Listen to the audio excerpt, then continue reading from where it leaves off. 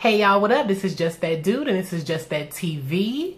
And I am here to talk about Love and Hip Hop Season 5, Episode 6, Mother of All Problems. Now y'all, I don't freaking feel well. I was debating on doing this review because, you know, this episode came on Sunday. But I didn't feel like doing it Sunday, so I was gonna wait till it come on Monday because maybe some people didn't know that it came on Sunday. And I didn't really feel like doing it today either. Like, I was just like, oh my gosh, like, I don't feel well. I'm just like, I'm in a rut. It's just, ugh. It's one of those days. Then it's like rainy and gloomy outside, so I'm like, I don't want to do it. So I'm just here, and I feel like I wear this sweater a lot, but who cares? I don't care. Like, this is that time. Like, I don't feel it. This is a sweater to put on. I like this sweater. This sweater's comfortable. I mean, it is what it is. Shit. Shout out to Meet Your Mars. So, I'm gonna just get right onto this episode. It really wasn't much in this episode. So, I'm gonna just, you know, skim through it, do what I do, skim through it real quick. So, it starts off where it left off at last week with Mimi introducing Chris to Jocelyn or whatever like that. You know, Chris all up in her feelings, you know, trying to buck up to Jocelyn because Jocelyn is using the wrong pronouns and, you know, saying all this other stuff, which Jocelyn was being a little petty, but at the same time, it's just like, you cannot sit there and expect somebody to, you know, automatically use the right pronouns and all this other stuff just by meeting you. Like, bitch, you look like a fucking girl. So, bitch, I'm just like, I don't know what you like, what your preferences is. I just met you. So, like, come on now. Like, come up off that. Chris was getting on my nerves with all that extra shit. Like, for real, for real. But, you know, Jocelyn was just saying what she wanted to say. Mimi was like, you know, that's not cool, Jocelyn. Like, I don't know what kind of tip you on, like what you doing, but it's not cool. You need to calm the fuck down. Jocelyn talk about when she having this party because she trying to let all the bitches know that this is how you get back at a bitch. You show a bitch how much success that you the motherfucking got and how you've grown, how you elevated. That's how you get back at a bitch. And I said, I mean, I guess, Jocelyn, do whatever the fuck you want to do. Ugh. So, Mimi was like, you know, she had a little housewarming and, you know, Jocelyn was like, oh, why wasn't I invited or whatever like that. So she was like, bitch, you knew you were busy and all this other shit. And, you know, she invited all the girls, but all the girls declined. They said it was not coming. Jocelyn was like, she knew that they wouldn't come, but she don't give a fuck. You know, she'll see them. She'll meet up with them sooner or later, bitch, because she run motherfucking Atlanta. I said, okay, Natalie, none, you do you, bitch.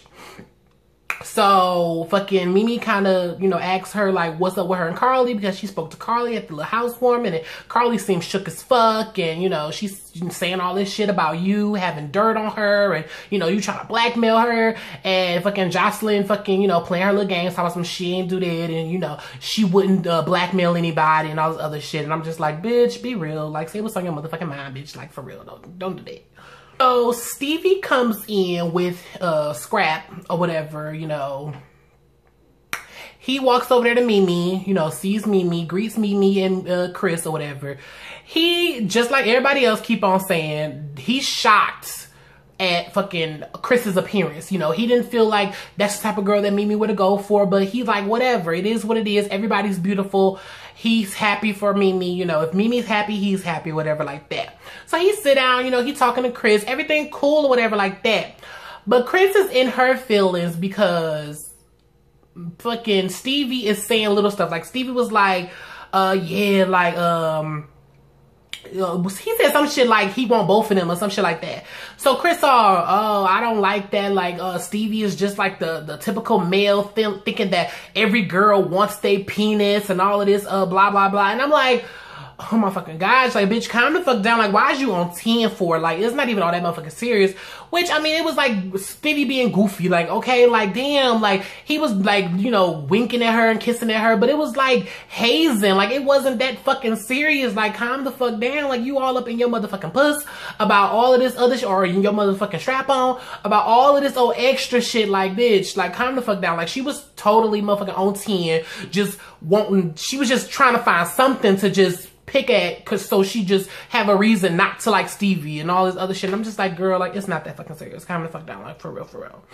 Mimi asked Stevie about, you know, well, I mean, she kind of snitched, she kind of dry snitched about Jocelyn blackmailing Carly or whatever like that. So, you know, she asked Stevie, like, what's up with Jocelyn doing all of this and all this extra shit.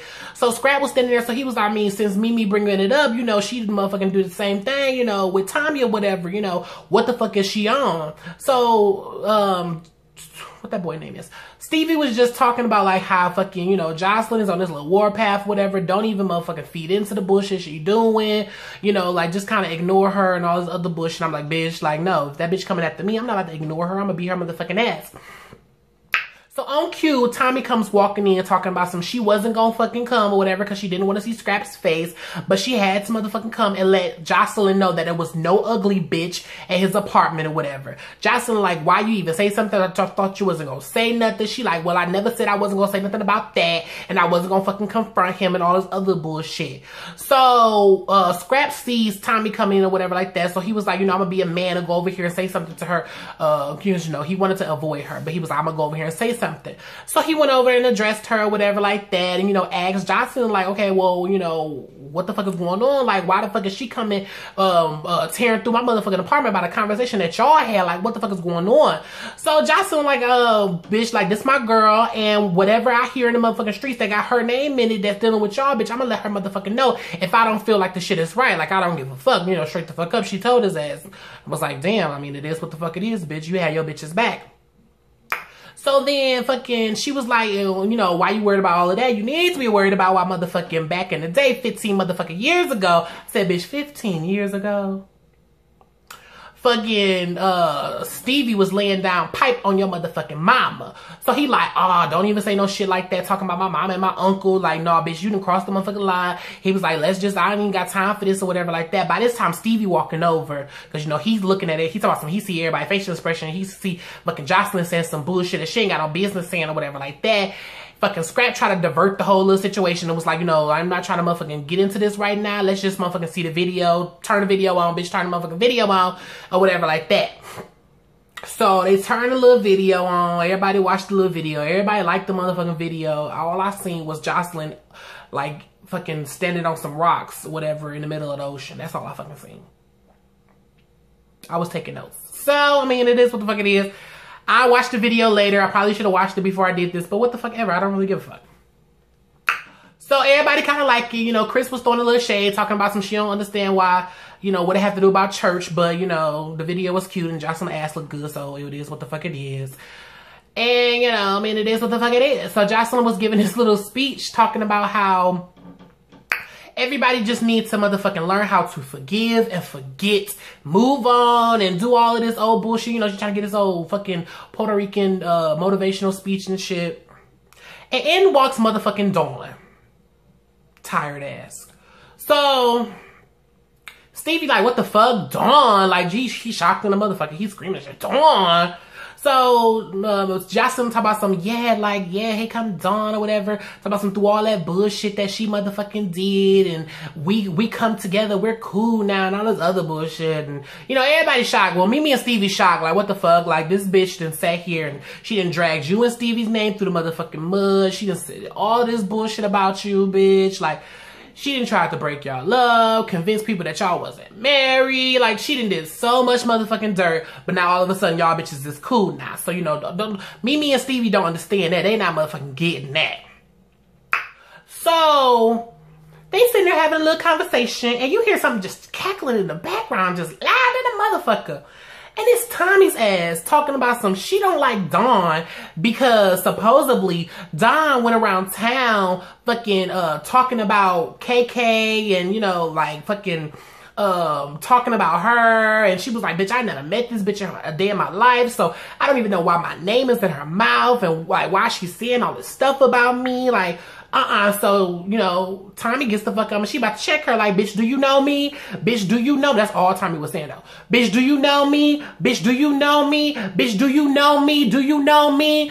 Dawn was like, bitch, don't put your motherfucking fingers in my face. She like, bitch, no. Cause do you know me? Do you know me? You don't know me. Bitch, you don't know me. I'm like, okay, like, bitch, you should have just dragged her, like, for real, like, You know this bitch was motherfucking messy, bitch. I motherfucking believe that this bitch was messy. This bitch has been motherfucking messy. You should have just ran up on her and dragged her ass, like for real, for real. And then you should have motherfucking explained why you dragged her motherfucking later. You shouldn't have walked up to her motherfucking face trying to talk to that bitch, because certain people, they don't deserve that shit. And I believe Dawn ass, she don't deserve it. That bitch just, she should have been drugged on sight. But shit started getting motherfucking heated and all this other shit. So they fucking, security escort her out. Scrap was talking about some, that, you know, she had a couple of drinks, so he needed to motherfucking make sure she get out of here or whatever like that. So they escort her the fuck out. And later on, Scrap leaves or whatever. He went to a bar. He met up with his brother. He told his brother everything that Jocelyn had told him. So, you know, they feeling some type of way. So they was like, okay, well, you know, we need to call Stevie down here and talk about this, because this is some shit that needs to be motherfucking addressed right here and right now. So Stevie get down there and they start talking to Stevie, telling her what the fuck happened. So some Jocelyn just motherfucking dropped the bomb on me, talking about something that you and my mom slept together back in the motherfucking day. And I don't appreciate how she's sitting here doing Mom Dukes like that. Like, that's not motherfucking gonna fly around here. And I don't want to motherfucking disrespect you by disrespecting her. You feel me? You feel me? You know, that's what Sass was saying. And in translations, basically Sass was saying he don't want to fuck up his bond, you know, his uncle and nephew relationship with fucking Stevie by beating Jocelyn's ass, or having somebody beat Jocelyn's ass. Basically, you know, that's how we do it in the streets. So he was just like, whatever, we family and we not gonna let this shit break up family, and you know, he gonna address this little situation. She just talking about how everybody has stepped their game up in the store or whatever like that. Everybody except Kelsey, however.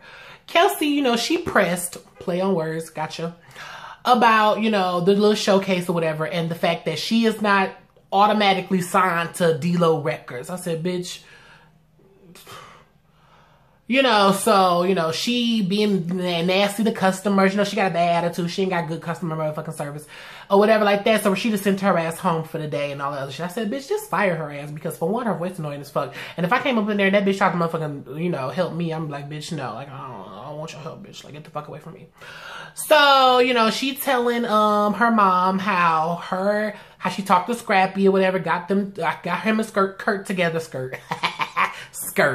how he got him and Kurt together and they squashed everything or whatever, and she feel like that her and Mama D need to sit down and squash their motherfucking beef, because they never really had beef in the first place. Her mama was like, no, bitch, I'm not doing it. I can't motherfucking do it. Mama D got issues. That bitch motherfucking a little slow. I believe that bitch got a mental problem. I believe that bitch is a motherfucking drunk. You know, she read Mama D for fucking filth. And she was just like, no, I'm not sitting down with Mama D. I can't motherfucking do it. I'm not motherfucking doing it. Don't motherfucking ask me again. So Rashida was like, no, bitch, that's not gonna be the first time you motherfucking hear about this. She goes over to motherfucking Deb Atney's house or whatever, because Tammy invited her over, I guess, for dinner or something. And, you know, she was basically telling them about the whole situation or whatever, and how she wants to, you know, sit them down so they can motherfucking fix all of this bullshit. And she wants Deb to be there to be the motherfucking mediator about this whole little thing. And I'm like, what the fuck ever. So we skip on over to Mama D and Ernest in the motherfucking bed, okay, trying to rekindle their motherfucking romance, because apparently since they've been married, Ernest has a problem with motherfucking, you know, getting it up there, you know. Extends ain't working, bitch. You know, them happy pills ain't nothing to work, you know. He needs some motherfucking help. So at first I was a little like, what the fuck? Because first I don't want to see Mama D and Ernest in a motherfucking bed. They was doing the motherfucking most, okay? They really fucking was. And I'm like, bitch, Mona, this is too much for my eyes. This is too much. Mama D, I'm gonna need y'all to calm that shit the fuck down, bitch. Keep it PG, okay? Y'all could have had your clothes on or something. Like, bitch, what? Like, it was just, So, you know, she's, you know, happy or whatever like that, because they about to rekindle it, and he got some ideas, and I'm like, what the fuck? What you about to do, bitch? What are you about to do? So this bitch was like, grab the lube. And I said, the lube? Bitch, why he grabbing the lube for? Bitch, my mind went totally to the motherfucking left. I said, bitch, hold on. Bitch, the lube. Why he using the lube? Is that how he about to rekindle some shit? Bitch, is that what excite Ernest, bitch? He about to put it in the booty? Like, bitch, why else would you need lube? Then I have to think, like, I don't know.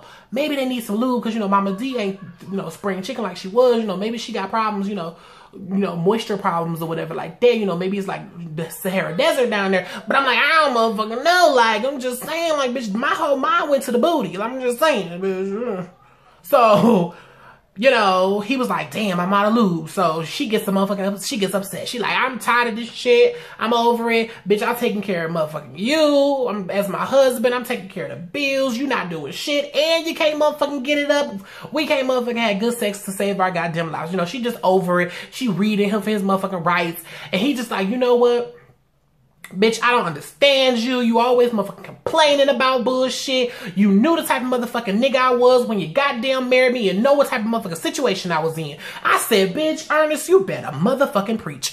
Because she knew the type of nigga Ernest was, okay? This was not no motherfucking one-time flip-flop motherfucking thing. This bitch has known Ernest half her motherfucking life, okay? She knew what type of motherfucking nigga Ernest was. She knew motherfucking what situation his ass was in. So, bitch, you cannot sit here and complain that he is not motherfucking on your goddamn level and doing the shit that he's supposed to be doing, bitch, when he didn't goddamn do it back in the motherfucking day, bitch, and he ain't motherfucking doing it now. So, bitch, I don't understand why you playing. And he clocked her ass with that. He says that he motherfucking trying out here, but it's hard with him motherfucking being a goddamn felon and all this other bullshit. And I'm like, bitch, I feels you, Ernest. I fucking feels you. And he got motherfucking mad. He got the fuck up and he left. And I said, bitch, that's what you do. Cause this bitch is tripping. So Stevie goes over to Jocelyn's house to, you know, talk to her about the bullshit that she done motherfucking said about them or whatever. So Jocelyn wants to know why the fuck Tommy, you know, why she flipped the fuck out and act like that at the motherfucking party. Why she wanted to slap Dawn for. So Stevie was like, you know, maybe that bitch deserved to be motherfucking slapped. With all the bullshit she motherfucking did, I don't understand why you friends with her any motherfucking way. I don't want to be associated with that bitch. So Jocelyn was like, okay, well, if you don't want to motherfucking be associated with her, then don't be associated with her. They ain't got shit to do with me. I'm putting the motherfucking past in the goddamn past or whatever like that. So he was like, okay, well, speaking of motherfucking some bullshit, why the fuck would you tell Scrap that I slept with KK? So he was like, bitch, I mean, I just said what the fuck was true, you know? I'm not saying no motherfucking shit. I'm not making nothing up. So he was like, bitch, you like, that didn't motherfucking happen, and you need to motherfucking talk to them and tell them that that shit didn't motherfucking happen. She was like, bitch, I will not. I'm not telling them that that it didn't motherfucking happen. Because in her heart, she still believes that this shit motherfucking do happen. You know, she don't believe Stevie. So she believes that the shit didn't happen or whatever like that. Do I believe it happened? I don't fucking know. It's kind of gross if it did happen. Like, it's kind of gross, but I don't know how KK looked back in the motherfucking day, bitch. Because they said 15 motherfucking years ago, you know. Shit. But I don't fucking know. This shit was just fucking ridiculous. It was just petty as fuck. But she like, bitch, I don't care. I'm not motherfucking telling them, you know, that it didn't motherfucking happen, but I won't bring it back up again. And I'm over this motherfucking conversation arguing about these nothing ass motherfucking people. She got up and she motherfucking left. KK or whatever, they Scrap and Sass and the family is at Dollar's gravesite or whatever. It's his birthday. They at his gravesite. They wondering if KK gonna come because, you know, she ain't never fucking been. And Sass said he texted her that morning and she never responded or whatever like that. So they don't think she gonna come. They Scrap feeling like it's because of the argument. You know, she don't want to put aside the petty bullshit. But she shocked all of them and she shows the fuck up. She's broken. She's crying. You know, it's hard for her. She can't even get out the motherfucking car. But, you know, she says that it's time. Like, it's time for her to let go of Dollar. And, you know, she gotta do this, you know, to get this off of her motherfucking chest and out of her heart and all this other bullshit. So, you know, she manages and, you know, she goes up there to the fucking site or whatever. And, you know, they have a little prayer, drink some motherfucking Hennessy. And, you know, it was that.